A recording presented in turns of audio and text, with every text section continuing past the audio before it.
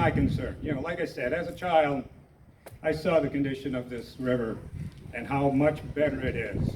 And so there's a lot of pride to be taken and to enjoy where we're at.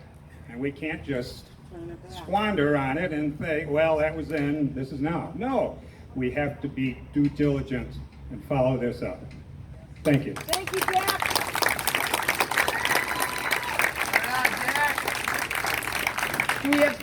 We have another person that would like to speak. Is he still here? Yes.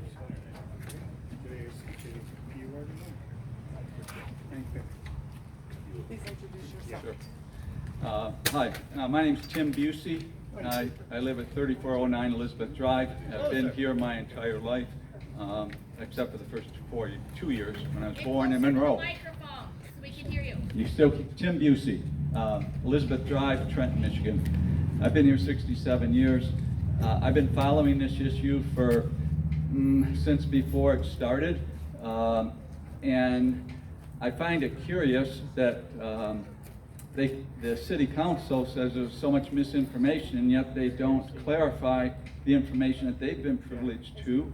And that being the most important part is that they have the privilege of knowing that there's a state ordinance, a state law that precludes railroads from any taxation to the state or the community it's in.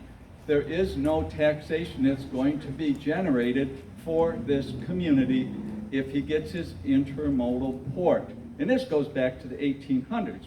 Railroads are exempt from all taxation, even all building structures. And I have some information. Anybody wants to talk to me about it, I cite the resource on it. It happens to be a long document, but I have it on this piece of paper if you want to verify it. I'm a retired school teacher, and so I try to verify where my sources are. And this I verified because I couldn't find it anywhere. I spent the past day trying to just dig up that one nugget. So when they tell you, the people that occupy behind me in this structure, tell you that it's going to generate revenue for the city, they are giving misinformation. And remember that.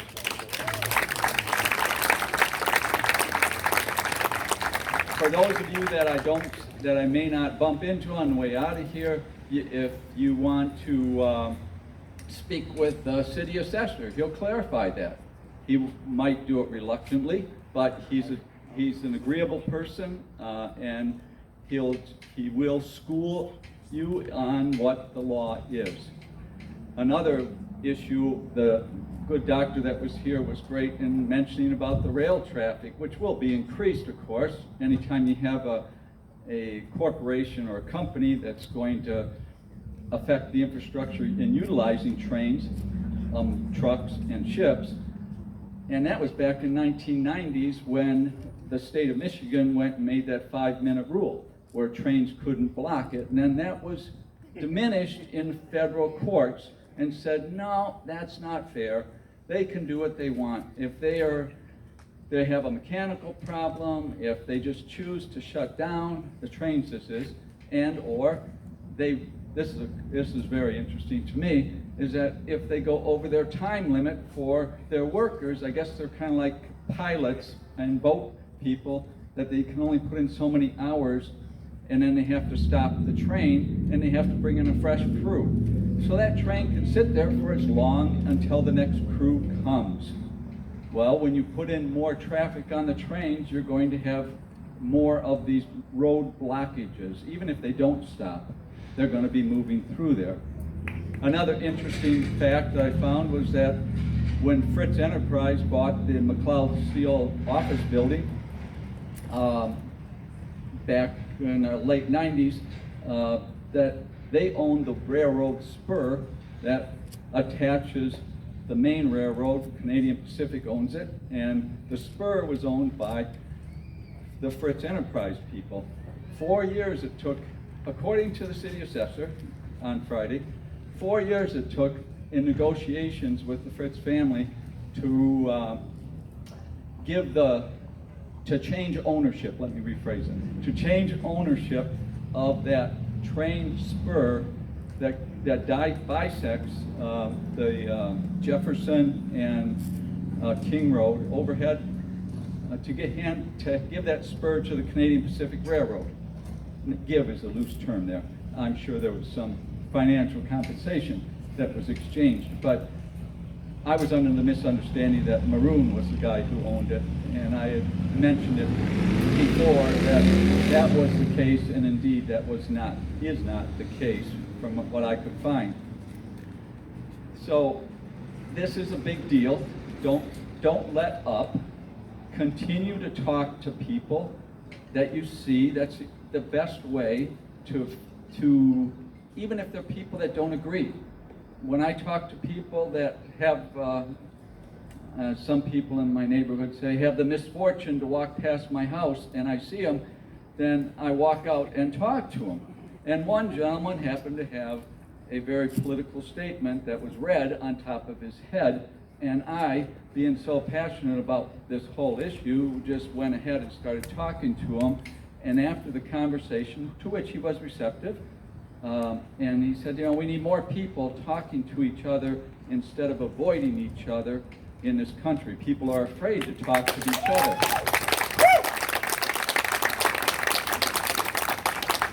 We need, as a group, start talking to more people. And as it was previously stated, it may come up for vote. They could walk in tomorrow at 7 o'clock and decide to vote on this issue. They have that legal right. I don't agree with it, but they do have that right. So you have to be aware by reading and following the website and the agenda that they post. It can be changed at a minute's notice, if you will. Excuse me, a minute's notice, and they can vote on it without anybody being able to sign up and speak or speak up on Zoom. It's like the devil's blessing, this not only to maroon all people at Crown or any other place that want to do mischief. Because of Zoom, they can shut us off. We have to pre-register first off, but then when our time limit's done, we get shut off. It's really ugly in my opinion, but that's the way it is. But please, please, talk to people. Don't give up until this thing stops or changes. He bought it as mixed use. It needs to remain as mixed use. It's it's 160 some acres. He owns the northern 63 acres or something that he got in 2000 or the late 90s, somewhere in that last 2 years of the 90s, while our council and Wayne County were negotiating with DSC, the owners at that time. We were trying to gain ownership of that north end, and Maroon stepped in knowing that we were trying to negotiate and get this, and bought it out from underneath us. But we were dragged, well, I don't know for a fact, but he moved quicker than we did. Yeah. I'll leave out the negative adjectives for someone else. But the fact is that because we didn't move quick enough, all of us out here today need to remember that someone else can move and keep moving, even if we decide to yawn and take a break and say, I worked hard all day, I'm really tired, I just don't want to deal with anything at all. This is going to be around for longer than any of us standing here, even little children now out there, they're going to live. They're going to be passed, unfortunately. This is forever. Whether we like to acknowledge that or not, it's a forever thing. There's people that are behind me in this empty building when they show up.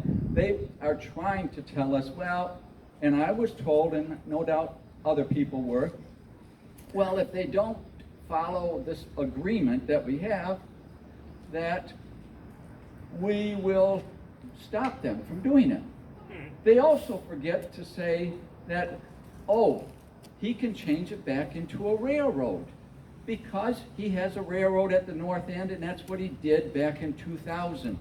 He had it regulated into a railroad, thereby stopping the city of Trenton and or Wayne County or any other entity from stepping in and foreclosing on the north end, which they were planning on doing. Once it's a railroad, you can't step in. Once it's a railroad, they do not abide by any city ordinances. It's a shield against city ordinances, city laws. They can write up all kinds of contracts, people in these offices behind us, that then say all kinds of restrictions. Once they have it changed to a railroad, all that's mute. It's done. We can't do anything about it. We'll never change it back. It's almost impossible. I don't like to use that word, but it's nearly impossible to take it back once we go and flip it. We spent thousands of dollars in 06, 07 to change it to mixed use from heavy industrial. Now they want us to give that up and just say, forget it. I mean, it doesn't make sense. Nothing about what this program is on, it makes any sense to a rational human being. To an exhausted person, okay. To someone who's so tired because there's so much going on hitting us, okay. But this is hitting us in this town, not nationally, right here. We're not talking to other communities. We're not talking to people on the street. We're not discussing this enough. Please, that's really the main reason I walked up here, is to say, again, we need to talk to people that we don't know, people that walk by, and have an open mind about it and explain, consider that the introduction of, you believe in democracy, and this is how we support democracy, is by interactions with other people and speaking up. Educate your friends. Thank you. Thank you. Thank you so much. So what do we want them to do? We want them to vote no now! Vote no now! Vote no now! Vote no now! Who else would like to come up and share a story? I think we've got two people lined up here. Come on up here, introduce yourself. And if anybody else would like to share insight or perspective or speak on the mic, please just feel free to line up here, and we want to give everybody a chance. Hello. My name is Jason O'Day, and I have lived here all my life.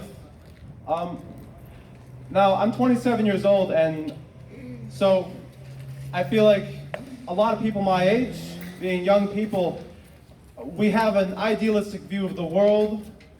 We are quick to criticize where we live and what we already have, because we're looking at that higher ideal and seeing that the world we currently live in does not live up to that standard. There's a lot of talk about climate change, and the world's going to end in 50 years if we don't change everything right now. And I don't really believe that's entirely true, but I can agree with the sentiment. There are big problems on the horizon. There are deep problems that we have to deal with. But what I always come back to is that if I can't change or protect my own community, issues that are happening in my own backyard, I can't save the world. I can't do anything to protect that. And so maybe I'm speaking to any young people who are here or are listening.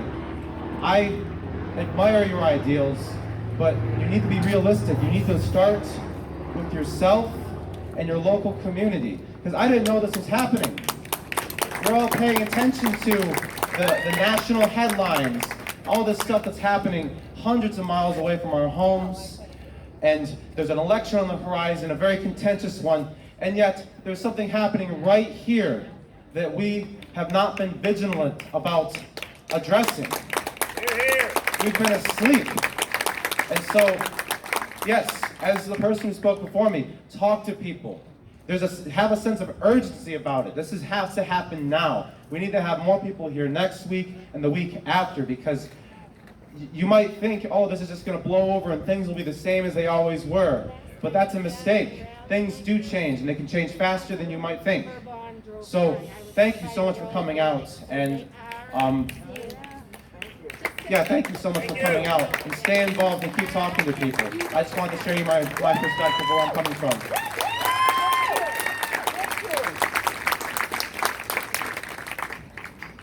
Thank you very much. Okay, next we have Ute from Grosse Ile. She's the clerk.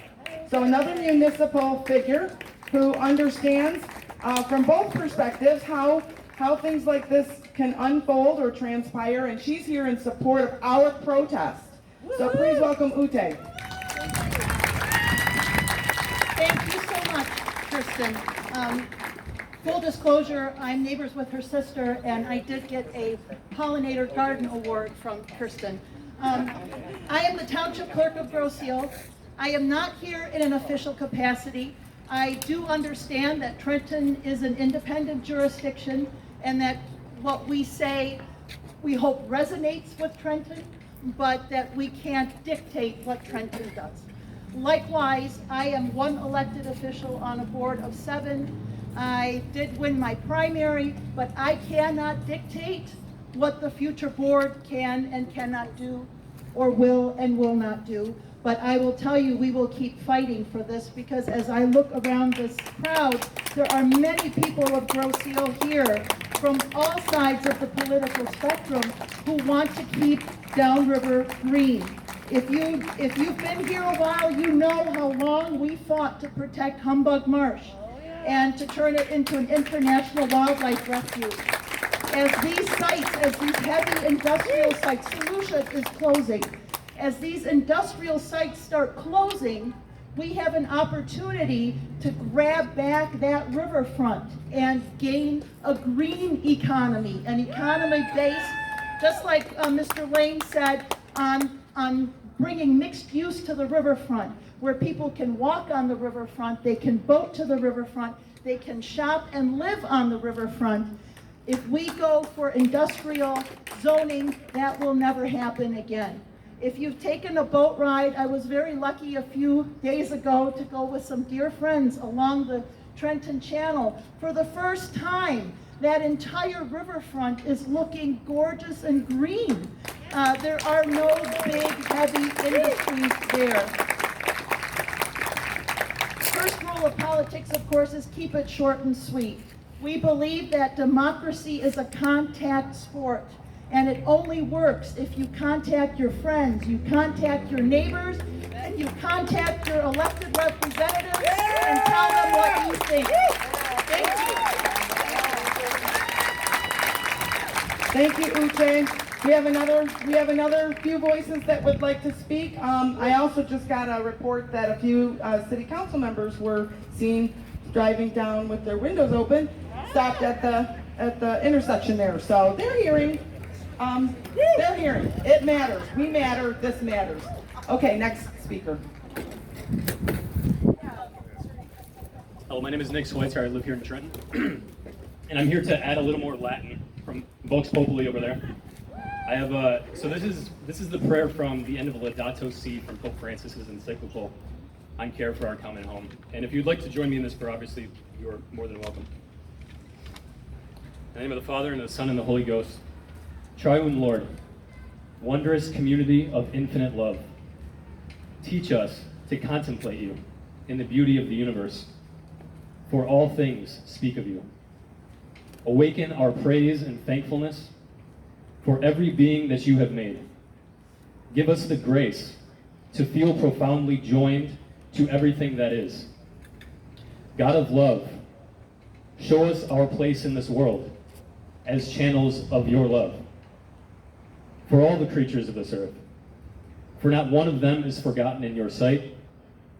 Enlighten those who possess power and money, that they may avoid the sin of indifference, that they may love the common good, advance the weak, and care for this world in which we live. The poor and the earth are crying out, O Lord, seize us with your power and light. Help us to protect all life, to prepare for a better future, for the coming of your kingdom of justice, peace, love, and beauty. Praise be to you, Laudato Si. Amen. In the name of the Father, and of the Son, and of the Holy Ghost. Amen. If anyone would like copies of this prayer, I have many copies. Just let me know. Thank you very much.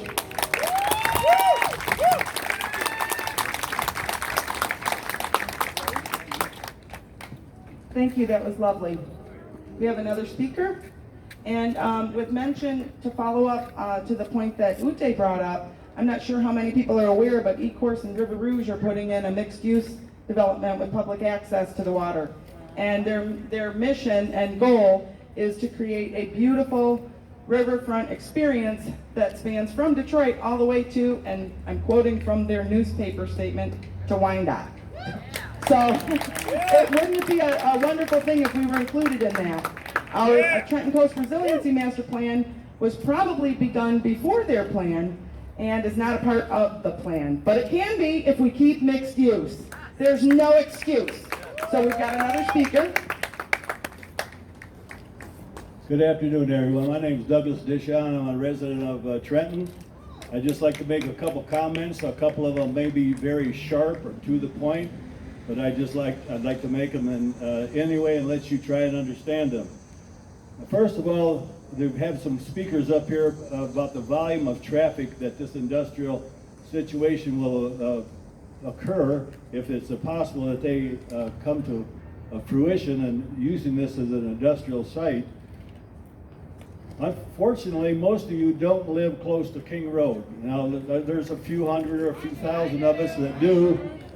Okay, you all know now. Last year there was a council meeting and somebody asked the Riverview manager how many vehicles go into that landfill per day. He was quite proud to sit there and say 300 to 350. That's going in and going out. That's 600 or 700 per day. Now the additional volume of traffic, whether it be truck, train, ship, or whatever, is going to be needlessly happening to this area. Excuse me if I run out of air, I have a situation. But now here's one thing that I think everyone knows that happens throughout time. Big corporates are represented by lobbyists. Now this corporation probably has a lead lobbyist that has many lobbyists probably working for them. And I just hope that our city council members are not persuaded in any way, shape, or form by these lobbyists.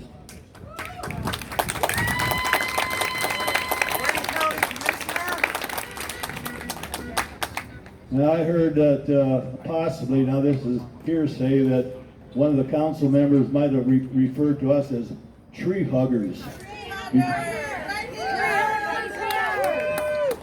Because of the waterfront, trying to protect our waterfront here up and down this river. Now, there's an individual, if this is fact, that might have been persuaded by a lobbyist. I just hope they don't take any type of offer. I hope they work this from their heart, representing the city of Trenton. And I just want to thank you very much for being here today.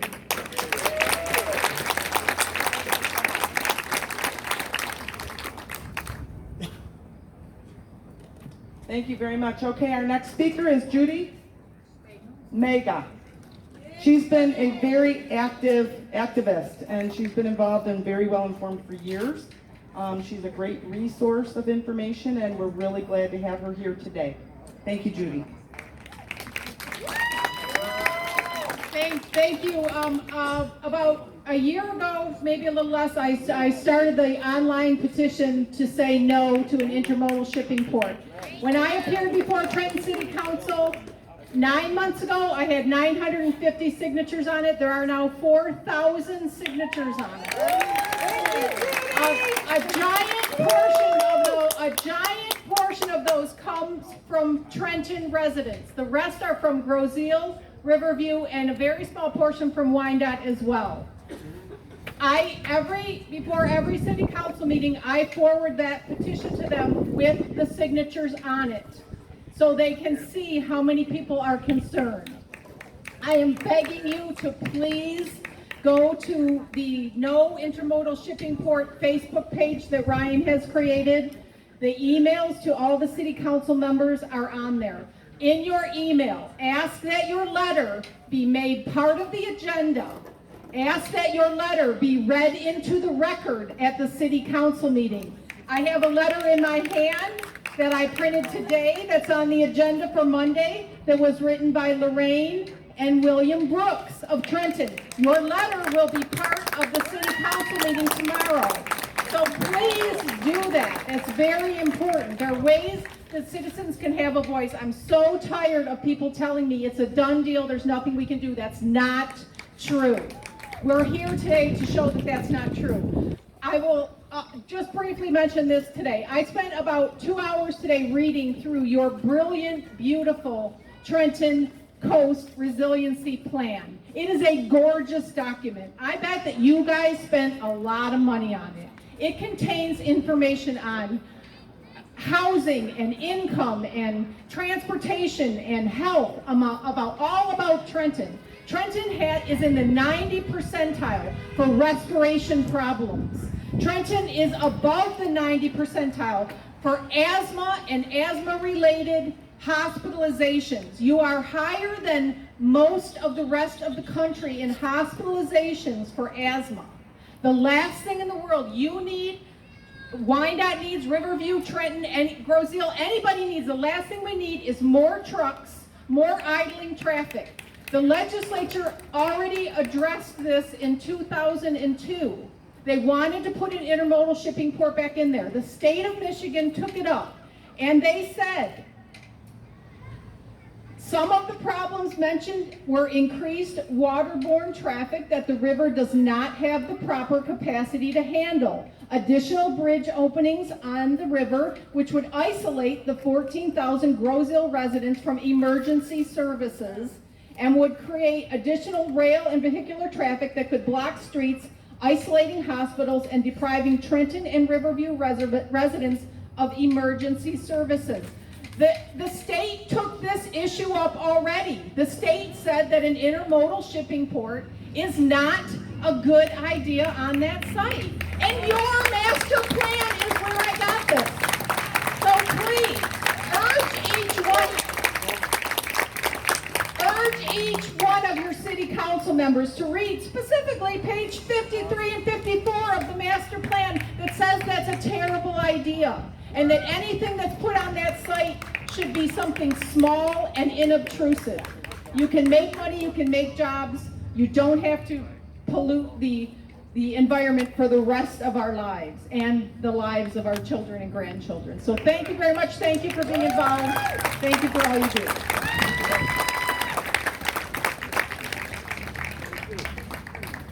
Well, it's just me, I do it this way. I forgot a comment I'd like to make. In closing, I was going to say now, if this industrial proposal is passed, all I can say, it will be one total injustice and travesty to every community that stands close by Trenton or anywhere in the surrounding areas. The metropolitan area is going to be affected greatly, and I thank you very much.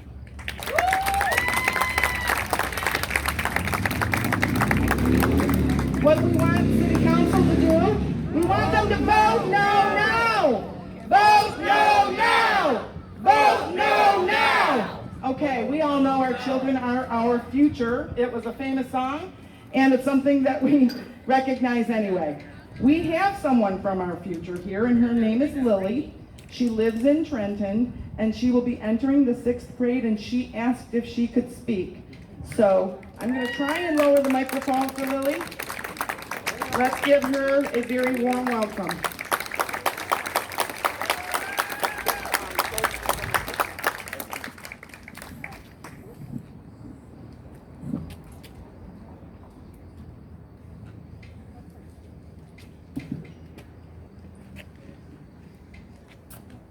Hi, I may not be an adult or a grandparent like most of the people here, but I do know if this happens, it won't be good. And whatever happens, it will affect my children and my children's children. And I don't want that for my future family. It won't be good.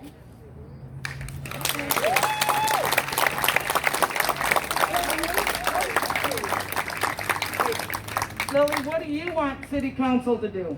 Vote no. Thank you. Thank you, Lily. Do we have more people who would like to share? More people who would like to speak?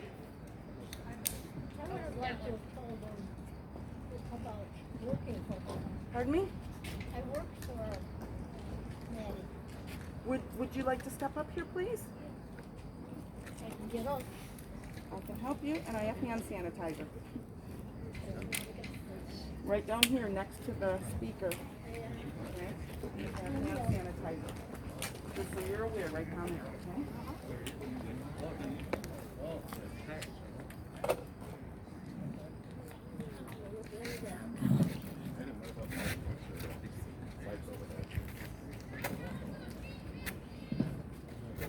Hi everyone, I live in Trenton. I'm 88 years old.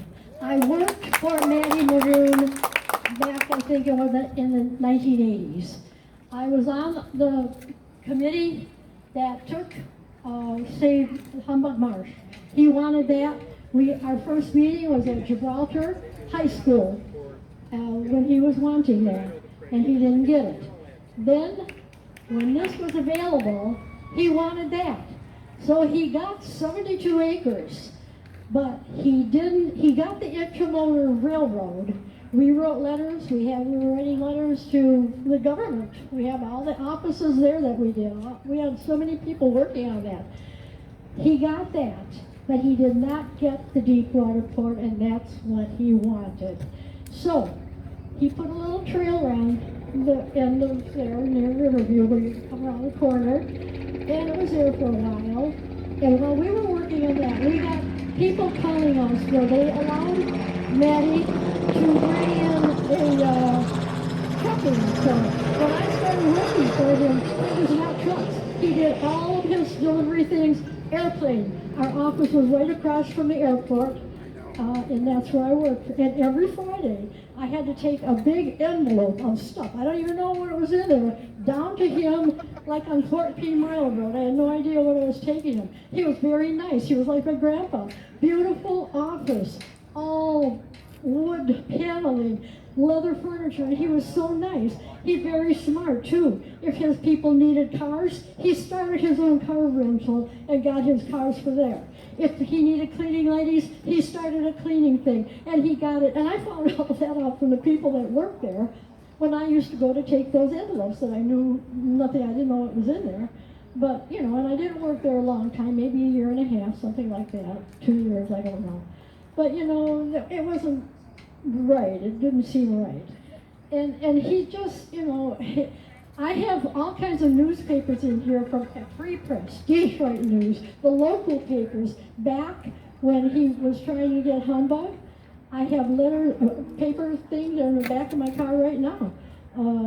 He set that thing up when he got the Intermodal Railroad, but when he did get the Deepwater Port, that thing stayed there for a while. He kind of cleaned it up a little bit, not much, and then he took all the cars that came, and there weren't any trucks there, but cars, and the trailer disappeared, and the cars disappeared. He wanted the Deepwater Port. So he had to get more than that 72 acres that he got the first time. So that's what he's after. That's what you have to come up again. And he got, you probably don't know this, but he got the Ambassador Bridge. I know you know he owns that. He got that from Canada. Canada hates his guts. Canada put some type of thing where he couldn't get it. And he went snuck underneath somewhere and had another company offer the offer, and Canada took it, but it was actually for Maddie, and he got his. And that's the type of things he does. He does all things under the table. You're not going to know a thing. So they have to really, keep their eyes open on this. They really, really do. So that's all. My name is Patricia McMillan. I live in Trenton, and I'm since 1962. And the one man said, 62, he came here. We were boaters. We had a boat and everything. When I saw the waterfront on there, I thought, oh my God, that's great. And they could build a little nice little thing. That was before they put the things where you could go in and out. But, there was a little store there. And when I'd have to go take my boat, there was a little launch right at the end of West Road, a little tiny one. And then in the little store, if you forgot paper plates or whatever, pop for the kids, you could go there and get it and then just take off, which we did. Then they built, my father-in-law called for the senior citizens, what did they used to drink for old people? I can't remember the name. When you get 88, your little memory lapses. But anyway, they never, And all the things that were open, those lots were given to all the people with the good last names in Trenton. All the big shots in Trenton got those things for their kids or for themselves, those, houses. So you gotta watch out what's gonna happen, because I'm so afraid that they're gonna, I know Matty died, but his family is still there. And I have a whole car full of paper and notes and things in the back of my truck, or car, if you wanna see them. I'm back in the back here. It's a red, and you can't miss it. It's a 2001 Taurus.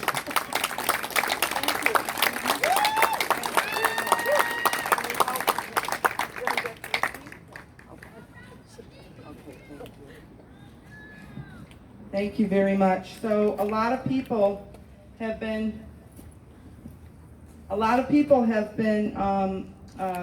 contributing today, and if anybody else would like to, please come on up. We would love everybody to share their perspective, their information, their story, their feelings about this. And then before this is over today, we're going to distribute the yard signs, and we're also going to tell you how you can remain active in between protests and how you can help make a tangible difference in this movement. So next, please. Robin Brown from Grosse Ile. Robin Brown from Grosse Ile.